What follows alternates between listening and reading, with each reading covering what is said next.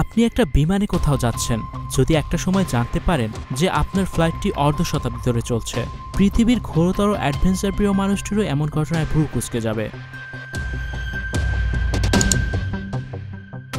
2 July 1955 pan American flight 914 new York থেকে মায়ামির উদ্দেশ্যে যাত্রা শুরু করলো।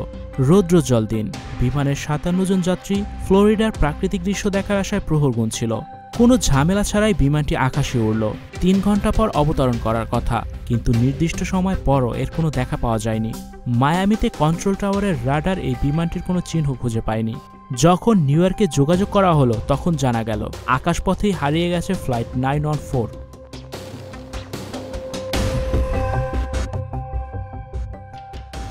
রেডিওর মাধ্যমে পাইলটের সাথে যোগাযোগ করতে ব্যর্থ হয় এয়ার ট্রাফিক কন্ট্রোলের কর্মকর্তারা। আকাশেই হারিয়ে যায় ফ্লাইটটি। বিমানে থাকা একজন মানুষেরও কোনো সন্ধান পাওয়া যায়নি। তদন্ত শুরু হলো। নিউ ইয়র্ক থেকে আটলান্টিক মহাসাগর পাড়ি দিয়ে ফ্লোরিডায় পৌঁছাতে হয়। একটা ব্যাখ্যা হতে পারে যে বিমানটি তার যাত্রাপথে বিধ্বস্ত হয়েছিল। উদ্ধারকারী দল চিরুনি অভিযানে নামলো, কিন্তু কোথাও কিছুই হদিস মিলল না। 61 জন মানুষ যেন একেবারে হাওয়ায় মিলিয়ে গেল। এই কেসটার কখনো সমাধান পাওয়া যায়নি। একটা আনুষ্ঠানিক বিবৃতি দেওয়া হয়েছিল যেখানে বলা হয় বিমানটি বিধ্বস্ত হয়েছিল আর যাত্রীরা সবাই মারা গেছে।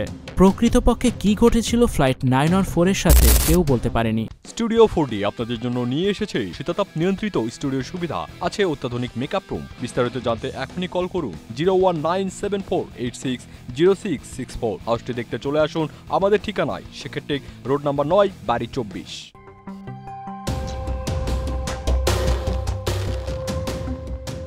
37 বছর পরের কথা, 9 সেপ্টেম্বর 1992 ভেনেজুয়েলার কারাকাস বিমানবন্দর। কন্ট্রোল টাওয়ারের রাডারে একটি অপরিচিত বিমানের অস্তিত্ব ধরা পড়ে।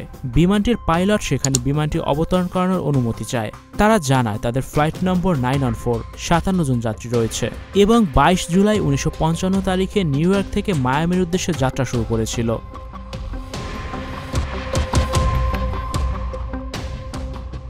এরপর বিমানটির পাইলট কন্ট্রোল টাওয়ারের কাছে এই বিমানবন্দরের অবস্থান জানতে চায়। কন্ট্রোল টাওয়ার থেকে জানানো হয় এটি ভেনেজুয়েলার কারাকাস বিমানবন্দর আর সময়টা 1992 সাল। আর তাছাড়া এটি মায়ামি থেকে প্রায় 1800 কিলোমিটার দূরে অবস্থিত। এটা জানার পর পাইলট এবং সহকারী পাইলট খুবই বিস্মিত হন এবং তারা বলতে থাকেন, oh my god, how is it possible. Control tower বিমানটিকে অবতরণের অনুমতি দেয়। বিমানটি যখন মাটির কাছাকাছি চলে আসে তখন দেখা যায় সেটি একটি চার্টার DC-4 এয়ারক্রাফট। পাইলটদের কথাবার্তা দেখে বোঝা যাচ্ছিল তারা খুবই অবাক হয়েছেন এখানকার বিমানবন্দর এবং বিমানগুলো দেখে, যেন এগুলো বিমান নয় বরং কোনো ভিনগ্রহী এলিয়েনদের স্পেসশিপ। রানওয়ে স্পর্শ করার পরপরই পাইলট দুজন সিদ্ধান্ত নেন তারা এখানে অবতরণ করবেন না। এই সময় সহকারী পাইলট বিমানের জানালা দিয়ে ছোট্ট একটি ক্যালেন্ডার নিচে ফেলে দেয়। পরক্ষণেই তারা আবার উড্ডয়ন করে এবং ধীরে ধীরে রাডারের সীমানার বাইরে চলে যায়। এরপর বিমানটি কোথায় গেছে তা আর কখনো জানা যায়নি। Icon focus 24 TV, powered by 4D Fourth Dimension। আমাদের চ্যানেলটি সাবস্ক্রাইব করে আমাদের সাথে থাকুন।